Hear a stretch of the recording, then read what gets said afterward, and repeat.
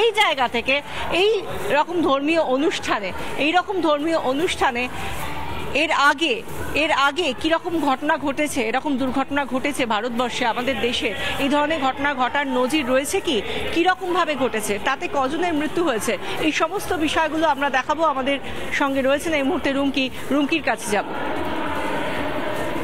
একেবারেই সেই ছবির দিকেও আমরা অবশ্যই নজর রাখবো বিশাখা, কিন্তু এই মুহূর্তে একবার দর্শকদের জানিয়ে রাখি এই সাকার বাবাকে, কারণ যার সৎসঙ্গে গিয়ে এতগুলো মানুষের মৃত্যু হলো সেই সাকার বাবা কোথায় তা নিয়ে ইতিমধ্যেই খোঁজ পড়ে গিয়েছে।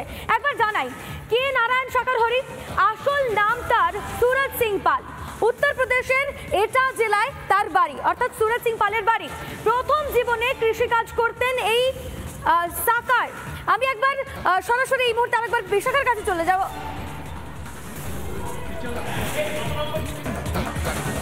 একদমই তাই, আমরা সেই সমস্ত দিকে যেরকম নজর রাখছি সেরকম ভাবেই আমরা জানি যে ইতিমধ্যেই দুর্ঘটনাস্থলে গিয়েছেন যোগী আদিত্যনাথ। যারা মৃত তাদের পরিবারকে আর্থিক সাহায্যের কথা ঘোষণা করা হয়েছে এবং সেক্ষেত্রে এই ঘটনা কিভাবে ঘটলো, এত বড় দুর্ঘটনা, তার জন্য তদন্তের রিপোর্ট চাওয়া হয়েছে এবং পুলিশ খুঁজছে এই স্বঘোষিত ধর্মগুরুকে। সব মিলিয়ে প্রধানমন্ত্রী মোদিও তিনিও এই নিয়ে শোক প্রকাশ করেছেন। यूपी के हाथरस में जो भगदड़ हुई उसमें अनेकों लोगों की दुखद मृत्यु होने की जानकारी आ रही है। উৎসব নিমেষে বদলে গেল মর্মান্তিক দুর্ঘটনায়। চলছিল ধর্মীয় অনুষ্ঠান, প্রার্থনায় যোগ দিতে হাজির হয়েছিলেন বহু মানুষ। হঠাৎই হুড়োহুড়ি। কেন হুড়োহুড়ি তার কোনো খোঁজ নেই। দিকশূন্য হয়ে যে যেদিকে পারলেন ছুটলেন। পরিণতি মৃত্যু মিছিল। যারা প্রাণে বাঁচলেন তারাও লড়ছেন মৃত্যুর সঙ্গে। जिन लोगों की इस हादसे में जान गई है, मैं उनके प्रति अपनी संवेदना व्यक्त करता हूं। मैं सभी घायलों के जल्द से जल्द ठीक होने की कामना करता हूं। ইতিমধ্যে শতপ্রণোদিত মামলা দায়ের করে তদন্ত শুরু হয়েছে। কমিটি গড়ে তদন্তের নির্দেশ দিয়েছেন মুখ্যমন্ত্রী যোগী আদিত্যনাথও। আহতদের চিকিৎসায় চেষ্টা করা হচ্ছে সব রকম, তবে আশঙ্কা মৃত্যুর সংখ্যাটা ভয় ধরাতে পারে। রিপাবলিক বাংলা। এরপর কি যেদিকে নজর রাখবো, আমরা একটার পর একটা ঘটনা দেখছি যেখানে আমরা দেখতে পাচ্ছি যে হাথরাসের এই দুর্ঘটনা যেভাবে প্রাণ কেড়ে নিল 121টা তাজা প্রাণ, যেখানে অধিকাংশই মহিলা রয়েছেন এবং সেই সঙ্গে রয়েছেন অনেক শিশুও, যাদের এখনো পর্যন্ত অনেকেরই শনাক্ত পর্যন্ত করা যায়নি যে এই দেহগুলো কাদের। সেই গোটা বিষয়টা এখন খতিয়ে দেখা হচ্ছে।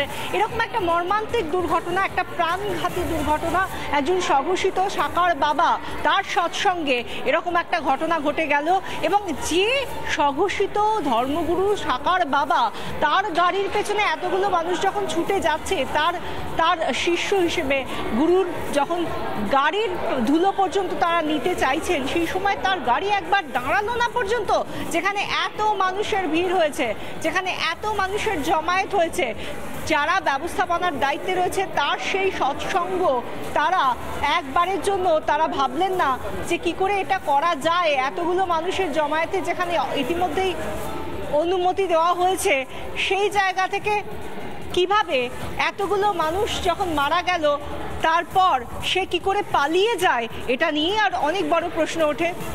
এই জায়গা থেকে এই রকম ধর্মীয় অনুষ্ঠানে এর আগে কিরকম ঘটনা ঘটেছে, এরকম দুর্ঘটনা ঘটেছে ভারতবর্ষে, আমাদের দেশে এই ধরনের ঘটনা ঘটার নজির রয়েছে কি, কিরকম ভাবে ঘটেছে, তাতে কজনের মৃত্যু হয়েছে, এই সমস্ত বিষয়গুলো আমরা দেখাবো। আমাদের সঙ্গে রয়েছেন এই মুহূর্তে রুমকির কাছে যাব।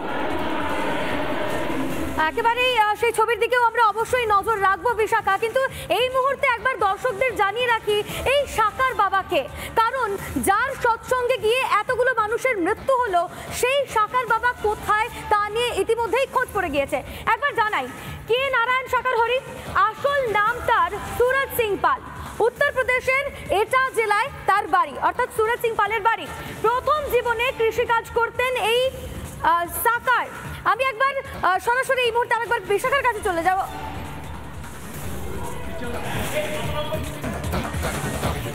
জায়গায় আমরা সেই সমস্ত দিকে যেরকম নজর রাখছি সেরকমভাবেই আমরা জানি যে ইতিমধ্যেই দুর্ঘটনাস্থলে গিয়েছেন যোগী আদিত্যনাথ।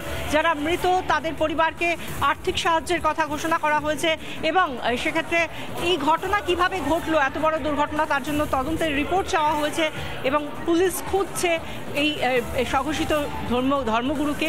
সব মিলিয়ে প্রধানমন্ত্রী মোদিও তিনিও এই নিয়ে শোক প্রকাশ করেছেন। यूपी के हाथरस में जो भगदड़ हुई उसमें अनेकों लोगों की दुखद मृत्यु होने की जानकारी आ रही है।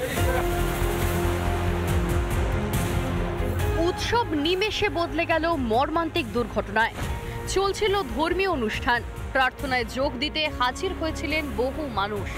হঠাৎই হুড়োহুড়ি। কেন হুড়োহুড়ি তার কোনো খোঁজ নেই। দিকশূন্য হয়ে যে যেদিকে পারলেন ছুটলেন। পরিণতি মৃত্যু মিছিল। যারা প্রাণে বাঁচলেন তারাও লড়ছেন মৃত্যুর সঙ্গে। जिन लोगों की इस हादसे में जान गई है मैं उनके प्रति अपनी संवेदना व्यक्त करता हूं। मैं सभी घायलों के जल्द से जल्द ठीक होने की कामना करता हूं। ইতিমধ্যে শতপ্রণোদিত মামলা দায়ের করে তদন্ত শুরু হয়েছে। কমিটি গড়ে তদন্তের নির্দেশ দিয়েছেন মুখ্যমন্ত্রী যোগী আদিত্যনাথও। আহতদের চিকিৎসায় চেষ্টা করা হচ্ছে সব রকম, তবে আশঙ্কা মৃত্যুর সংখ্যাটা ভয় ধরাতে পারে। রিপাবলিক বাংলা। এরপর কি যেদিকে নজর রাখবো আমরা, একটার পর একটা ঘটনা দেখছি যেখানে আমরা দেখতে পাচ্ছি যে হাথরাসের এই দুর্ঘটনা যেভাবে প্রাণ কেড়ে নিল 121টা তাজা প্রাণ, যেখানে অধিকাংশই মহিলা রয়েছেন এবং সেই সঙ্গে রয়েছেন অনেক শিশুও, যাদের এখনো পর্যন্ত অনেকেরই শনাক্ত পর্যন্ত করা যায়নি যে এই দেহগুলো কাদের। সেই গোটা বিষয়টা এখন খতিয়ে দেখা হচ্ছে। এরকম একটা মর্মান্তিক দুর্ঘটনা, একটা প্রাণঘাতী দুর্ঘটনা, একজন স্বঘোষিত সাকার বাবা তার সৎসঙ্গে এরকম একটা ঘটনা ঘটে গেল এবং যে স্বঘোষিত ধর্মগুরু সাকার বাবা তার গাড়ির পেছনে এতগুলো মানুষ যখন ছুটে যাচ্ছে, তার শিষ্য হিসেবে গুরুর যখন গাড়ির ধুলো পর্যন্ত তারা নিতে চাইছেন, সেই সময় তার গাড়ি একবার দাঁড়ানো না পর্যন্ত, যেখানে এত মানুষের ভিড় হয়েছে, যেখানে এত মানুষের জমায়েত হয়েছে, যারা ব্যবস্থাপনার দায়িত্বে রয়েছে তার সেই সৎসঙ্গ, তারা একবারের জন্য তারা ভাবলেন না যে কি করে এটা করা যায়। এতগুলো মানুষের জমায়েতে যেখানে ইতিমধ্যেই অনুমতি দেওয়া হয়েছে, সেই জায়গা থেকে কিভাবে এতগুলো মানুষ যখন মারা গেল তারপর সে কি করে পালিয়ে যায়, এটা নিয়ে আর অনেক বড় প্রশ্ন ওঠে।